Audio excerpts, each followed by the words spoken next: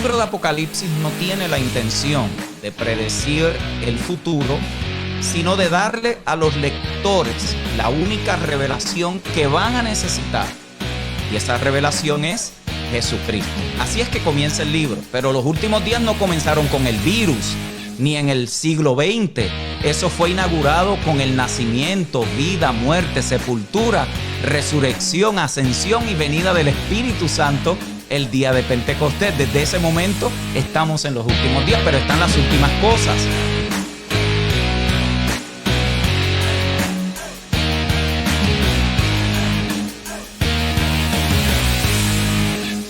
Serán estos los tiempos del fin.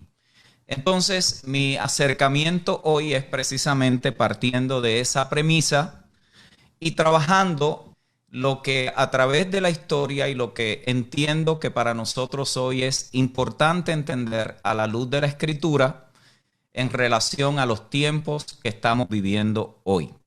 Si algo nosotros sabemos a través de la historia es que las plagas, guerras, terremotos, rumores de guerra, inundaciones y todo tipo de males han sido una constante en la historia humana. Y aunque todas estas cosas han matado a millones de personas a través de la historia, la realidad también es que durante esas situaciones solo murió una fracción de la raza humana. Por ejemplo, a mitad de los años 1300, la peste bubónica mató a una tercera parte de la población europea, pero la mayoría, 2/3 partes, sobrevivió.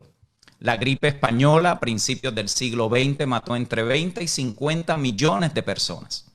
Y lo que es interesante es que no solo estas plagas y desastres naturales han sido una constante en la historia de la humanidad, sino que la creencia de que el fin del mundo es inminente también lo ha sido. Nuestros tiempos ni nuestra generación son una excepción a eso. En cada uno de los años del calendario, durante miles de años, muchas personas pensaron que ese año era el final. Y esto no es nada nuevo y siempre han habido creyentes en la historia que han sido susceptibles también a estas maneras de entender e interpretar los momentos. Dos cosas provocan, como ninguna otra, la idea de que algo es el fin del mundo. Número uno, las crisis. Y número dos, el final o el cierre de siglos, años o décadas. Por ejemplo, los años 800, 1000, 1500. Y cómo olvidar, el año 2000 son evidencia de esto recientemente. La otra cosa que me parece que es importante aquí es poder entender que Jesús nunca profetizó el fin del mundo. Un texto clásico que se usa mucho como validación de que estamos en el fin del mundo es Mateo 24, 29, donde dice: e inmediatamente después de la tribulación de aquellos días, el sol se oscurecerá y la luna no dará su resplandor y sus estrellas caerán del cielo y las potencias de los cielos serán conmovidas. Jesús aquí lo que está haciendo es usando un lenguaje apocalíptico para describir la destrucción del templo de Jerusalén. Esto es un dato histórico, verificable, documentado y también reconocido. Este es el tipo de lenguaje que es parte de la literatura judía que enfatiza el quitar un velo entre el cielo y la tierra. Por eso es que los escritos apocalípticos se caracterizan por rasgos literarios que son muy distintivos. Y entre esos rasgos está en que emplean un simbolismo e imágenes muy gráficas. Y esta es la razón por la cual nosotros encontramos que Juan el Vidente, en el último libro de la Biblia, Apocalipsis, cita frecuentemente el Antiguo Testamento. El libro de Apocalipsis no tiene la intención de predecir el futuro, sino de darle a los lectores la única revelación que van a necesitar, independientemente de los eventos que estén viviendo en un momento determinado de la historia. Y la pregunta sería, ¿cuál es esa revelación? Y esa revelación es una sola, y esa revelación es Jesucristo. Así es que comienza el libro. Apocalipsis 1:1, la revelación de Jesucristo. Note, la revelación, no las revelaciones. Dice que Dios le dio para manifestar a sus siervos las cosas que deben suceder pronto. y la declaró enviándola por medio de su ángel a su siervo Juan. Ahora, regresemos por un momento a Mateo 24. ¿Qué estaba profetizando entonces Jesús? El mismo capítulo 24 nos dice en el verso 1 y 2, cuando Jesús salió del templo y se iba, se acercaron sus discípulos para mostrarle los edificios del templo. Y él respondió y les dijo, ¿veis todo esto? De cierto os digo que no quedará aquí piedra sobre piedra que no sea derribada. ¿Cuál fue la pregunta de los discípulos cuando ellos escucharon esto? Dinos, ¿cuándo serán estas cosas? ¿Y qué señal habrá de tu venida? Y por favor noten, y del fin del siglo. El fin del siglo no es lo mismo que fin del mundo. El fin del siglo no significa el final de la creación o del planeta. Entonces esto nos provoca otra pregunta. Si esto no es el fin, entonces ¿qué es? Y la respuesta es lo que siempre ha sido, la oportunidad de comprender que el mundo puede ser entendido solo por la revelación que permite la comprensión.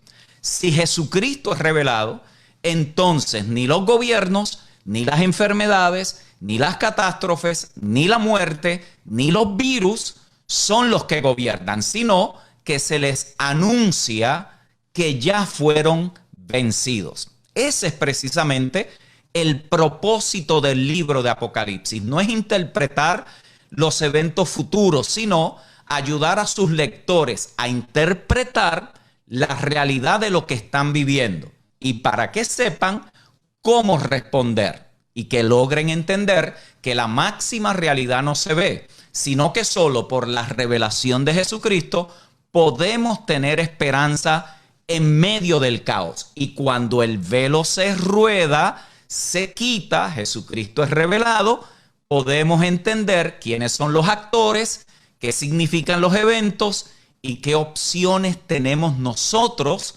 en eso que se está viviendo. Entonces, ¿qué es lo que dice la Biblia sobre el fin? La palabra griega para fin en el Nuevo Testamento es teleos.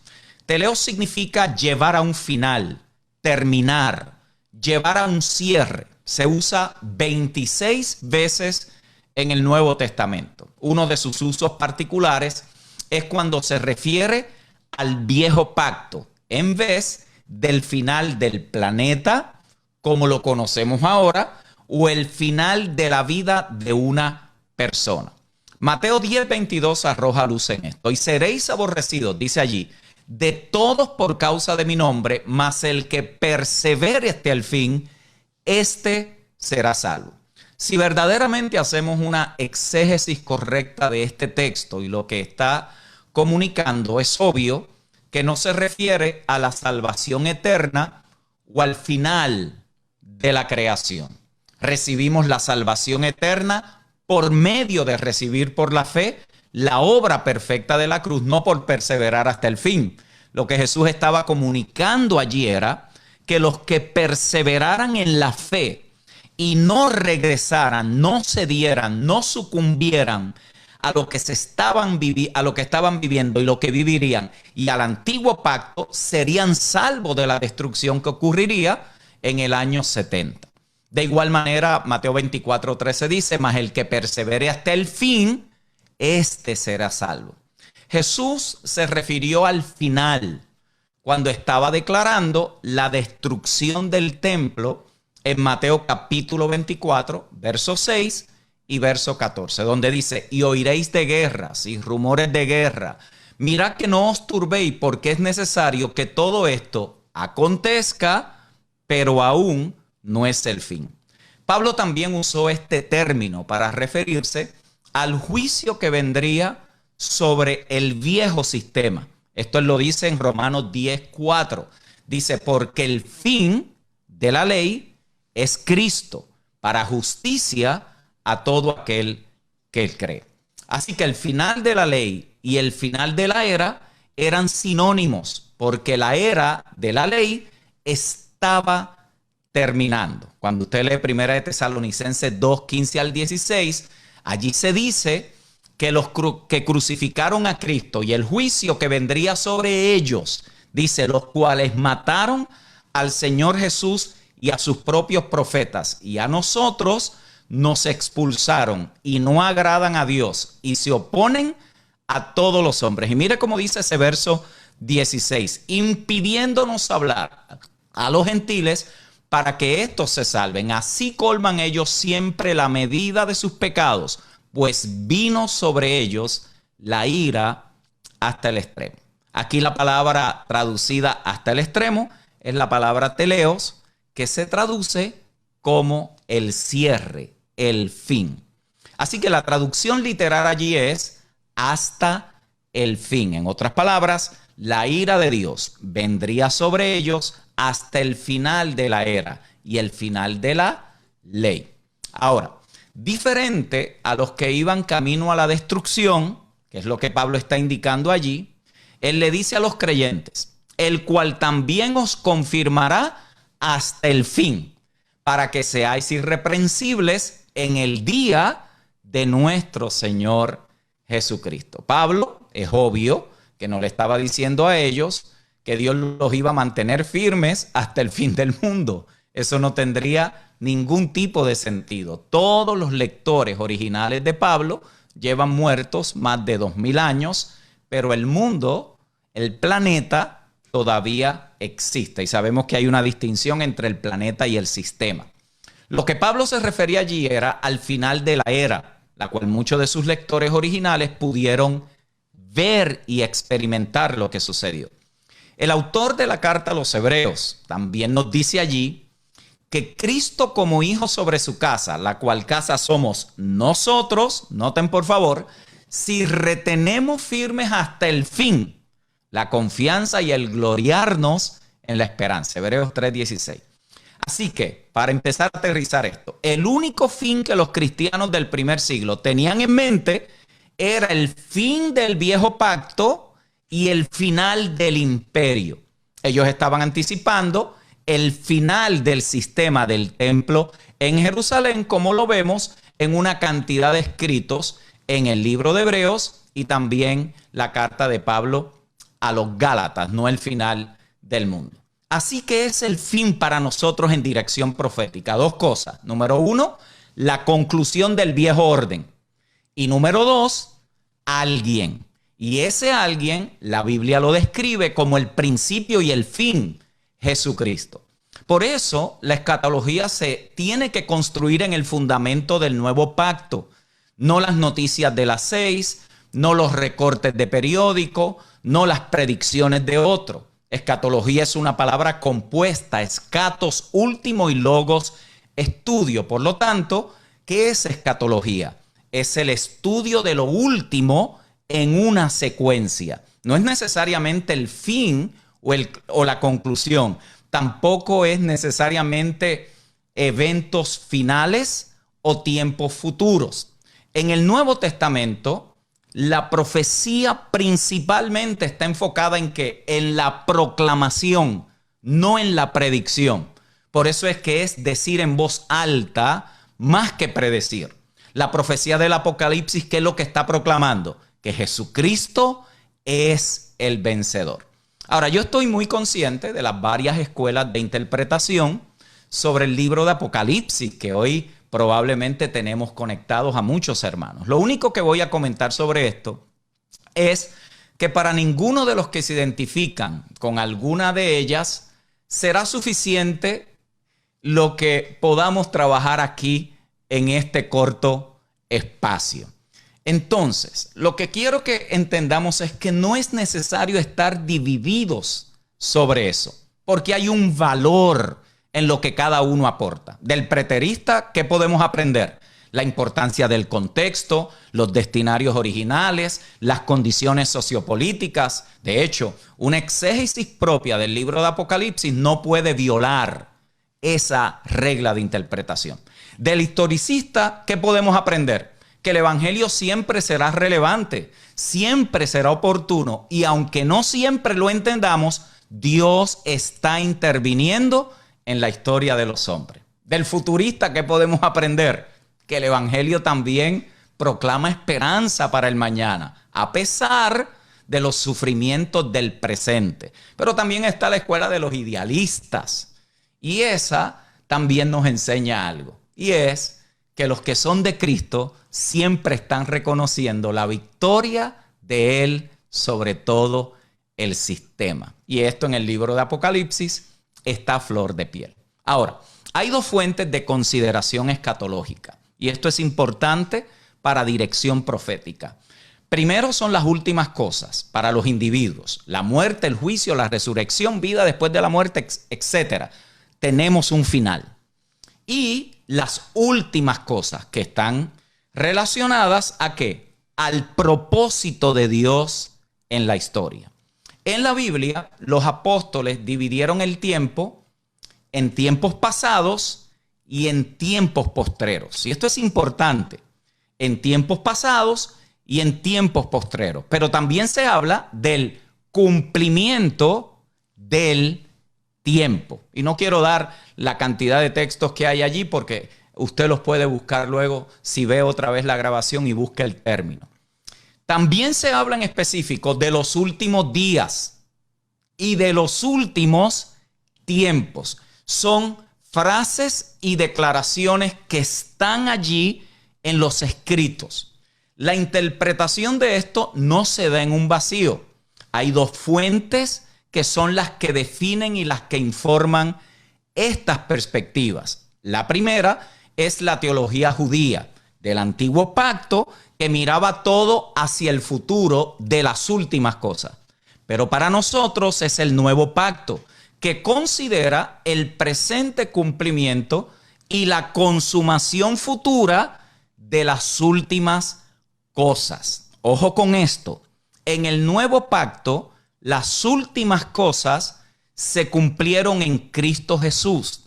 Por eso es que se habla de los últimos días. Pero los últimos días no comenzaron con el virus, ni en el siglo XX. Eso fue inaugurado con el nacimiento, vida, muerte, sepultura, resurrección, ascensión y venida del Espíritu Santo el día de Pentecostés. Desde ese momento estamos en los últimos días, pero están las últimas cosas que se cumplieron cuando Jesús dijo consumado es en Juan 17:4 y 19:30. Pero también está la última palabra. La última palabra de Dios para la restauración de la humanidad no está en una generación particular, está en alguien. Y ese alguien es Jesucristo. Por lo tanto, tenemos que los últimos días, las últimas cosas y la última palabra. Por lo tanto, para la iglesia de Cristo, la escatología es cristocéntrica. Tiene que tener un equilibrio entre el ya, pero el todavía no. ¿Qué es el ya? Es el presente, lo que experimentamos, lo que se ha realizado, lo que está inaugurado. Pero está el todavía no. Es el futuro, lo esperado, lo que se anticipa. Y eso usted lo encuentra a través de todo el Nuevo Testamento. Por eso, y ya estoy terminando, cuando leemos la literatura del Nuevo Testamento, ¿qué encontramos? Una tensión dinámica entre el ya, pero el todavía no. Por eso usted lee de la venida de Cristo, su parusía, como que ya sucedió, y también como que está sucediendo, y también como que sucederá. También se habla de la aparición de Cristo, como que ya sucedió, que está sucediendo y que sucederá. También está la manifestación de Cristo, como que ya pasó, está sucediendo y sucederá. Ahí también está la revelación de Cristo, del reino es, siempre ha sido, es y será. La vida eterna que hemos recibido, que estamos recibiendo y que recibiremos. La redención, la inmortalidad, la resurrección, la esperanza, el juicio. Por eso es que esa tensión es importante entenderla. ¿Cuál es la dirección profética respecto a esto que nosotros debemos de entender en la escatología bíblica? Que una escatología correcta es cristocéntrica, porque Cristo es el escatos de Dios. La última palabra de Dios para el hombre no la tiene otro hombre. Ya Dios la dio en su Hijo. Por eso Él es el primero y el último, el principio y el fin. Jesucristo es la culminación, lo último en la secuencia, el fin, el cierre, lo postrero, la intención de Dios desde antes de la fundación del mundo para el hombre. Entonces, independientemente de lo que la iglesia esté viviendo en un tiempo determinado de la historia, para ellos el fin no son eventos, sino alguien en quien ellos están en el principio y en el fin. Así que el entendimiento escatológico que tengamos es lo que nos va a proveer una perspectiva y el marco de referencia para la interpretación de la Escritura conforme al nuevo pacto. Y termino con esto. ¿Cómo respondamos a esto? Es lo que nos va a ofrecer dirección profética para hoy, para mañana y para siempre. Lo que nosotros podamos estar viviendo hoy, ya la iglesia del Señor a través de la historia, su remanente fiel, lo ha vivido antes y allí Dios estaba cumpliendo y siendo fiel a los suyos. Así que en Cristo estamos seguros, tenemos lo que necesitamos, tenemos todo lo que Dios nos ha provisto para, independientemente quiénes sean los actores de la historia, Él los ha vencido para siempre. Apóstol Basilio, esa es mi parte, ese es un fundamento sobre el cual construir dirección hacia dónde podemos apuntar y es un punto de partida que nos puede ayudar a entender qué es lo que hemos recibido y qué es lo que Dios quiere decir cuando en la Escritura se utiliza la palabra el fin.